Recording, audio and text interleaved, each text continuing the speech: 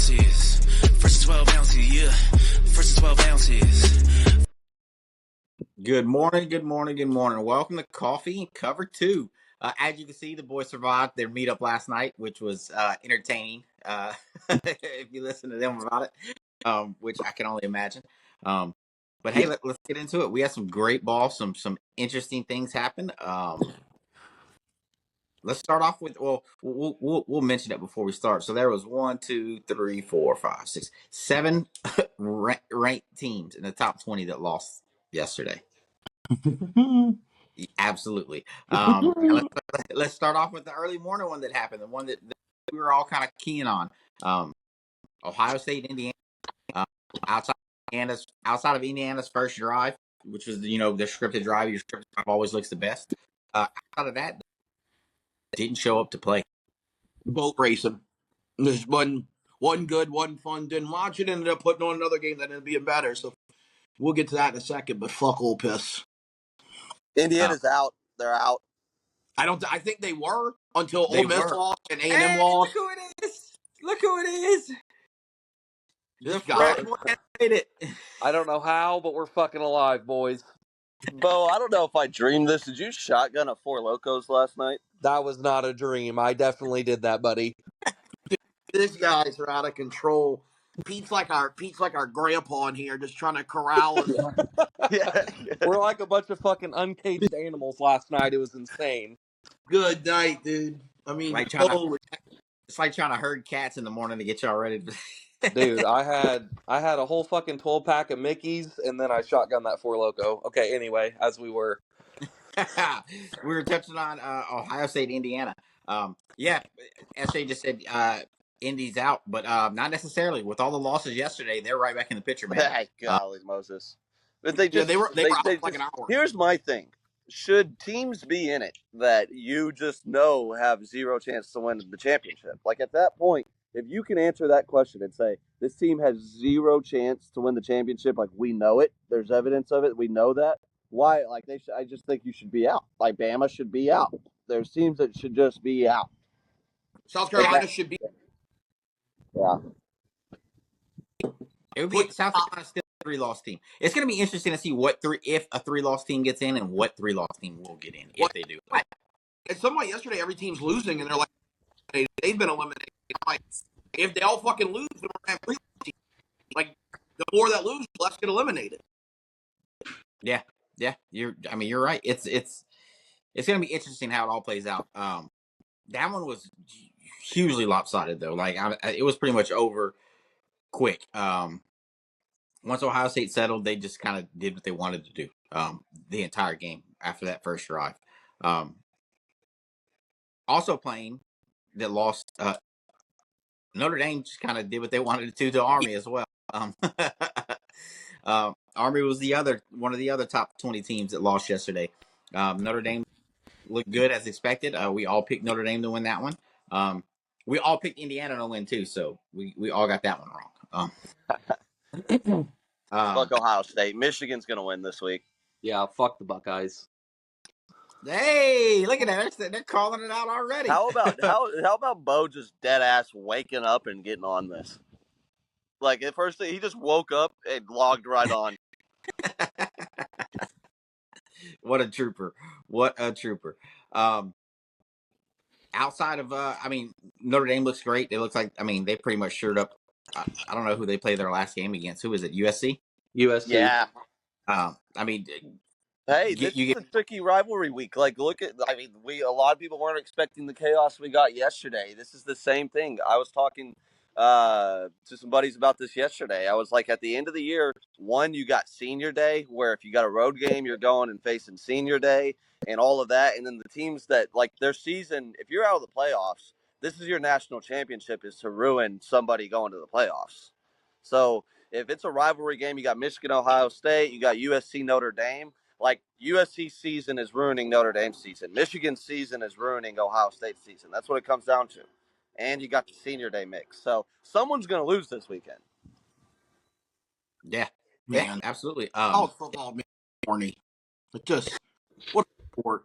You just get to, like yesterday, I just keep thinking in my head yesterday, just sitting there, beer in front of me, just fucking game, game, game, game, game, game. Just wow. Truly Yeah. amazing. What did we do to deserve this life, Buddha? And then the great thing about college football, and I think I harp on it more than anything else, is when your team wins, it's great, and when your rival loses, it's even greater. It makes the weekend that much sweeter. So Texas winning yesterday was awesome, but A&M melting down and losing in overtime was just as great. Just as great. Gotta love it. That's what college football is all about too. I said it all week. I said that there's two teams that are never ready for a letdown spot. It's Ole Miss and Texas A&M. I was like, Yeah. when you start to hype those two teams up, and you get in a moment like A&M, they got a big game next week. Ole Miss has Mississippi State this week, the week before rivalry, and they'll let you down. Yeah. And let's touch on that one, the Ole Miss Florida game. All of us picked Ole Miss, and we were wrong on that one. Florida came in and was just like, "Hey, guess what? Nope, we're gonna play probably our best game all year against Shaw." And actually, DJ Lagway looks like a future #1 overall pick. Yeah, but Lane Kiffin's a dumbass. He's a bad coach when it comes to close games.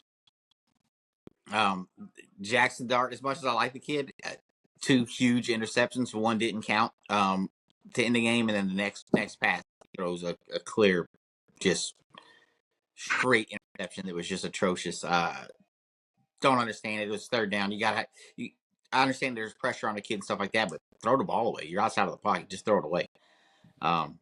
I don't know who he was going to. I don't know if there was a receiver up top. I did see the receiver below, but he threw it directly to a DB. Just an ugly throw, which pretty much eliminates them from the college football playoff.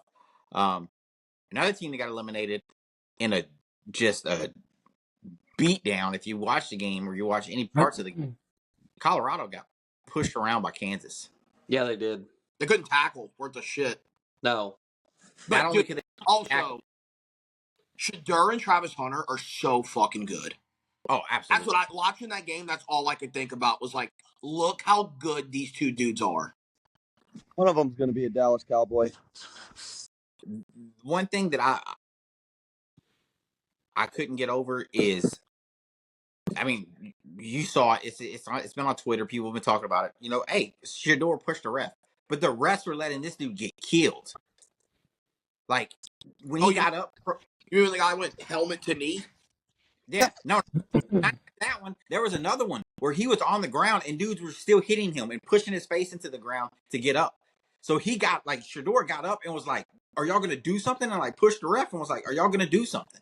Because they were clearly hitting dirty afterwards, especially on that one. I was just like, "Dude, what is going on?" And like you said, the atrocious hit that there was a no call for, that could have ended the kid's career. The still picture of the Kansas player's head touching his knee is one of the wilder tackling forms I've ever seen in my life. I mean, he's got hands back. He's got hands back like the kid obsessed with Dragon Ball. I mean, he's like, it's one of the wildest pictures I've ever seen. Yeah, absolutely. Just textbook dirty play. Yeah, and got away with it, which is nuts. And we could touch on that now too. This has probably been the worst officiated season I've ever seen with some of these calls that you're seeing, and missed calls. I think there was 2 or 3 missed pass interferences in the Texas game. There was the atrocious call in the Alabama OU game where they called Ryan Williams covered, and he was clearly not covered. Took a touchdown off the board.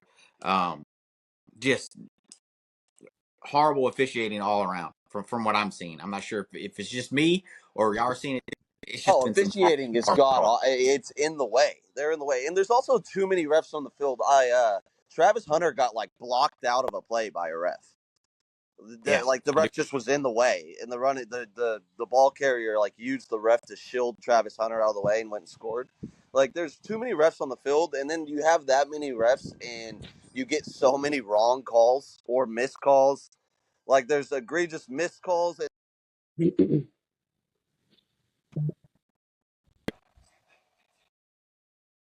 Lost your audio there. Yeah, I gotta phone call. I gotta put my phone on do not disturb. Hey, I'm not trying to get too off topic here. I'm sure I don't look like $1,000,000, but Bo, you look like hammered shit, brother. Like God bless you. You look like you had to fill the A gap 20 times last night. I Oh, did. dude, last I night, did. I was pounding drinks, dude. It was bad. It was rough. dude, last night I made my way up to the rooftop and there's a dude up there that's like, I played college football, and I was like, I'll fill a gap right now if you need. I was like, you don't want to meet me in the gap. He's like, I'll do it right now. I'm like, dude, I'm drunk enough where I can knock all my teeth out and I'll keep coming. That's great. Oh man, that is awesome. Another team that fell, number 14 BYU. This is back-to-back losses for BYU. What's the updated They were. Big 12 standings? Who's at the top? I think it's like a 4-way tie for the Big 12. I don't think the Big 12 puts somebody in the playoffs. I told y'all that's a world that could happen, and it looks like it's Looks unfolding. like it. Looks Starting like to it's iron out that way. Yep. Yeah. Looks like it's going to unfold like that. Let's touch on Texas LSU, and then we'll get to the bigger losses. So Texas wins 31-14. Didn't play the best game. Third quarter was kind of atrocious. They had a ton of fumbles in the third quarter, but cleaned it up. The last drive to go up 31. Texas, I think, had 18 plays. Every single one of them were running plays. They didn't throw the ball once.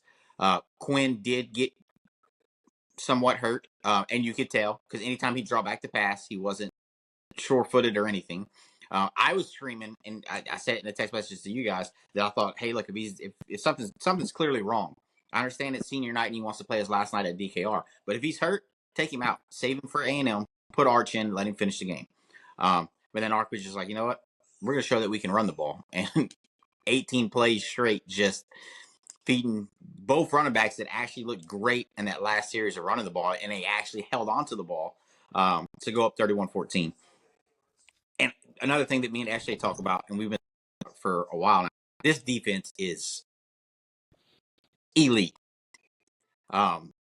Best defense in program history. I'll say it. Best defense in program history. Jaden Blue, though, Jesus Christ, hold on to the football.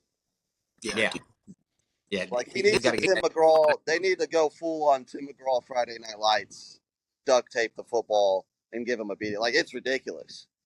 He needs to hold on to the football. And also, Texas fans in general, like, I get it. I get the frustration of the third quarter. I get all the frustration. And yet, got to stop, like, acting like we lose when we win by double digits.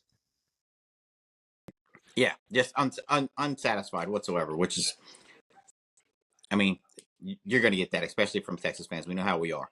But, I mean, outside of that, way to send the seniors out. Like I said, again, the defense looks extremely, extremely good. Just got their 15th interception for the year. Just playing great ball all around. The defense, this is why I'm so confident going to the A&M game, is because our defense is night and day ahead of everyone else. Then let's talk LSU. They come out with their, I'll say it, their mustard and marshmallows combo uniform. I thought the jerseys looked great, but I didn't know about mixing it with the white. It didn't look like jerseys looked hard. I love them. It's my favorite combo we've ever worn. So you like the white and the gold? It's my favorite. That last night was my favorite combo we've ever worn. I think the gold is so nice. Yeah, like it's the prettiest gold. I mean, I might be dramatic right now. It's the prettiest gold I've ever seen in my life. When you sent us the jerseys, I was like, oh, those things look good. And then I didn't really know what they looked like until I sent that picture to y'all, and I saw it with the white, and I was just like, yeah, I don't know if I like it with the white. But hey, they took care of business, 21-10 over Vandy. Peso started showing some flashes at some points, and then LSU just kind of was like, no, we're not gonna let it get away from us, and we're gonna control the ball and do what we got to do. Buddha called it though. It's not a pressure moment for Brian Kelly, and they show up and there's no problems. They handle business. The offensive game plan looked really good. I thought it was Nuss's best game of his career at LSU. I think he threw for like 340. I thought he maneuvered it within the pocket. Terrific. Like, I thought within the pocket, it was by far his best game. There's a drop problem. Kyron Lacey dropped a couple balls. We had a drop touchdown. We had a couple drop first downs. I thought Nuss played phenomenal. I thought the defense played really good outside of the first. And I think the first play is a byproduct of Vandy outcoached LSU in that first play. The talk for the last 3 weeks is LSU can't stop a running quarterback, so LSU sold out for in the first play, and they throw a bomb, which they just haven't done all year. Yeah. But other than that, like I thought LSU played a really good, clean game. I know it was only a 7-point game, but LSU kind of controlled the game. I mean, it never felt like it was in jeopardy. Yeah. Yeah, same. It like I said, it looked close at times, but then it just kind of you saw, like you said earlier in the week when we talked about it, LSU just has way more talent on the other side of the field, so they just kind of did their thing, handled it. Which brings us into let's get on the Bama OU one before we get to the big loss one. What happened to Bama here? Like I'm still shocked at it. And producer Cole texted me and called me before the game, and he's like, "Man, I'm kind of worried." And then he's like, "Nah, I'm not." And throughout the game, I'm like, "Dude, calm down. It's OU. Calm down. It's OU. Are gonna click it together, and you'll be all right." And then it just never happened. It never happened. And he was like, I told you. You just kept telling me, calm down. It's OU. I was like, I don't know what to say. They showed up and showed out. Well, their defense is pretty. Like OU's defense is they're pretty good, and they're especially good against like when you can make a guy one dimensional and he's not elite at the one dimension you make him. Like they're pretty good, and then offensively, like Alabama's defense is not that good, right? Like they have a bad secondary. Like they're not that talented on defense. Like they lack personnel there. I didn't think that'd be the outcome, but like OU's defense is pretty good. Yeah, I mean, from everything I saw, I was just like, wow, okay. Oh, Jackson Yeah, I Arnold. think the scheme gave Milroe problems, and then that's Alabama. They became out of nowhere. Everybody started calling them the best team in the country again because they beat the shit out of Mercer, and like everybody forgets that they just lost. They almost lost 3 games in a row, like just a few weeks ago. And they get that favoritism from ESPN, from national media, but like Milroe has shown, he has a dozen examples of this throughout his career. Like when he struggles, and they are just pedestrian offensively because he can't execute. And so I'm definitely shocked they lost the way they did. They didn't score at all, but I knew Bama was way more vulnerable than anybody was willing to acknowledge this last week. I think he had 0 rushing yards. Like that's the stat of the day to me. Yeah. Great job to OU's defense. I give him credit. Great job. Danny Stutzman, from what I could see, played well. Like, great job to OU's defense. Ain't happening this week, though, bitches. That's what I was about to lane to. Suck it, wagon boy. That's what I was about to switch over to and say. So, how does this got you feeling about the LSU OU matchup coming up next week, Buddha? The same I would have felt if they'd have lost by 40. Unless they're bringing Omar in that fucking wagon, I got nothing to worry about.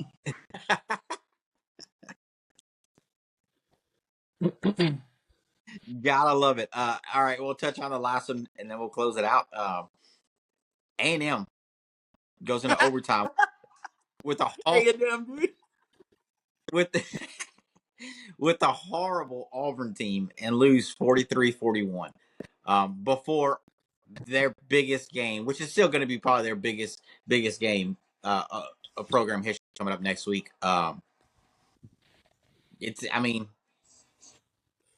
They win. They win there in the SEC championship versus Georgia. They lose. They're out of everything. Look, man. Look, A&M fans need to look in the mirror this morning and go like, I'm proud and I'm happy of the season. Over the last 20 years, our average record is 7-5, so we've already eclipsed that this year. What a season! Great job. Banner year for the Farm Boys.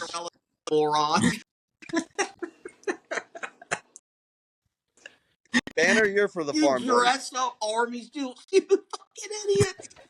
You're gonna go 8-4 again. Look at you. Oh, fucking losers, dude. Oh man. Oh yeah. So that takes us into the next week's big one with Texas and Texas A&M. I laugh because everyone. There's just the biggest little brother of all little brothers that there's ever been in the history of little bitch ass brothers. A&M is the stepbrother nobody ever asked for, wanted into the family. They're just always lingering around, bothering people. And next week they're going to get the punishment, the humility publicly that they deserve. It's going to be public execution in College Station. The dead dogs aren't even going to be able to watch from the scoreboard in the cemetery. It's going to be humiliating the way Texas beats A&M next week. I would just like to know how A&M scores points. They're not. They're not. Goose egg in College Station next week.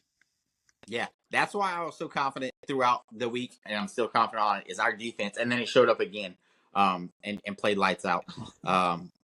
That's why, like I said, I've been so confident about Texas game lights out, and they're trying to figure out what they got. They're not really working. But hey, we'll dig more into it. Dig deep. I know we'll probably rewatch some of these games. I know SJ and Buddha probably got to rewatch a bunch of them because they were pouring it up a good bit. Yeah, I gotta grind the tape.